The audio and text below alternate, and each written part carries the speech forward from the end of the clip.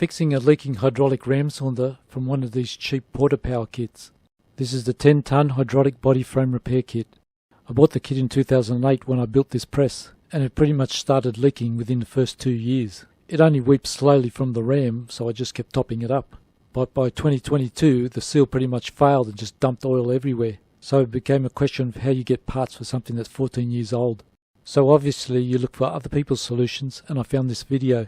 There's enough in the video that you can work something out, but it's not my specific cylinder and it's not detailed, which is the point of this video, i.e. giving you a better idea of what to do. What I got from the video is he found a kit for his. And sure enough, I found Tulex was still in business and they had a kit for this thing. And further looking around, Gasworld had a kit too, which is where I got this thing from. But I was thinking that's kind of steep, $27 plus $10 delivery when you only need one seal. So I took mine apart to see if I could get a cheap solution from AliExpress. To take it apart, you unscrew the fitting, and in that hole there's a socket head cap screw. This cap screw hooks a return spring, so you have to undo it. Then it's just a matter of pulling the piston out. Here you can see the loop of the return spring. The way the old seal goes, there's a white cup, which I'm going to say is nylon, and that goes here. And inside this white cup there's an O-ring. I suppose that's the preloaded out against the bore. Next is another O-ring behind that. I don't know if this seals or is a dirt barrier or just fills up the stack. Next is a steel washer, and this sits on the shoulder, and I think it restricts the whole movement of the pack. And behind that is a ring clip which goes into this groove, and that clamps the whole thing together. With mine, this second O-ring pushed past this steel washer, so half of it was still in the stack and the other half got pushed into the oil reservoir. Even though this O-ring looks bad, I don't think it was this one that was the problem. It was probably more likely that the cup O-ring flattened out and just didn't have enough pressure to seal anymore. So now it's a matter of taking measurements. Measuring the first section where the cup goes, and it's a 1/10 under 38mm. The next section is where the packing O-ring goes, and this is about 0.05 under 39mm. We measure the height of where the first cup goes, and it's about 4.2mm. Next is the packer O-ring section, and it's 4.55mm. Next we'll measure the whole stack height, and we're getting 9.05mm. There is a 0.3mm discrepancy, but the cup groove has tapered size, so it's a bit in and out. Next we have to measure the bore of our hydraulic cylinder, and we'll use this pipe as an example on how to measure big bores with a telescopic. Put the telescopic in at an angle, release it, then nip it up, hold it touching one side of the bore, then rock it side to side. Pick the center, then rock it through.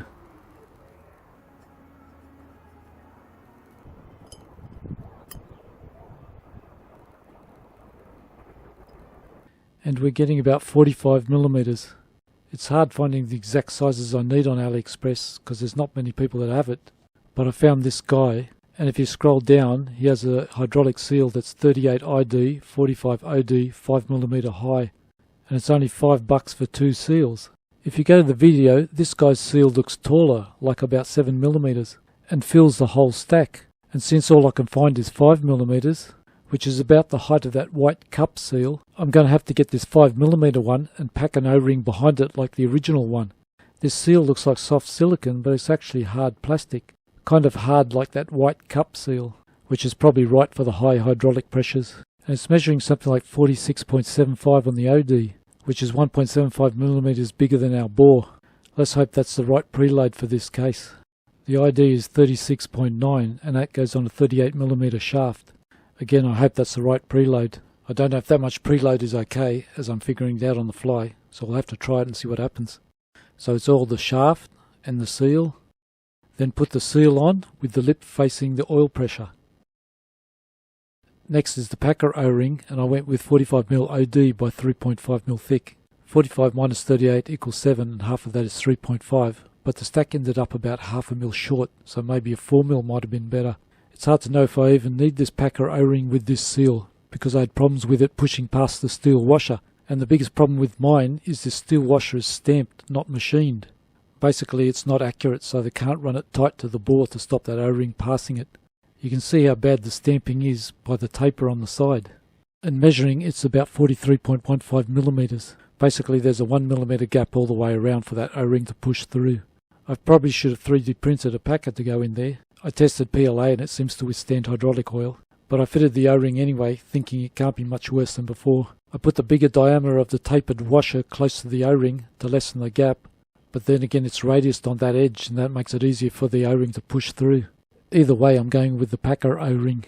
Next comes the wire clip, and we have to fix the sheared end that's sloping in the wrong direction. When the ends are ground to the correct angle, these clip pliers can grab it.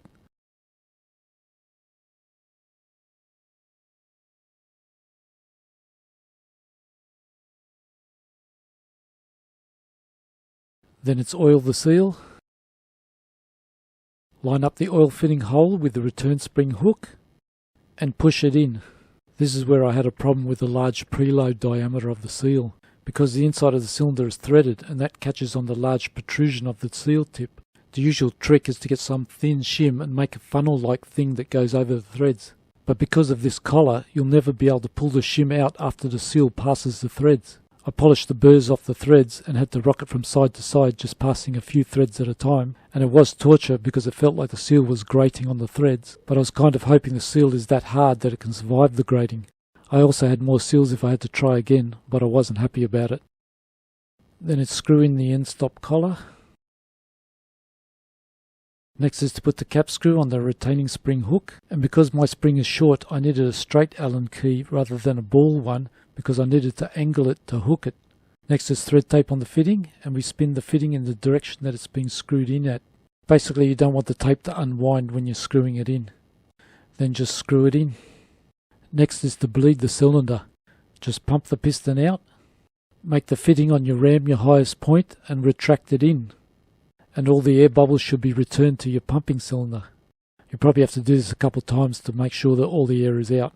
Top up your pump with oil, then just check your dipstick. Now we'll test if the seal survived, then we'll pump it up and it's not leaking. Next we'll test it under load, and I'm not seeing any leaks, so I guess the seal survived the grading. Let's hope this is more information for someone with the same problem. If anyone wants the manual that came with this thing, here it is.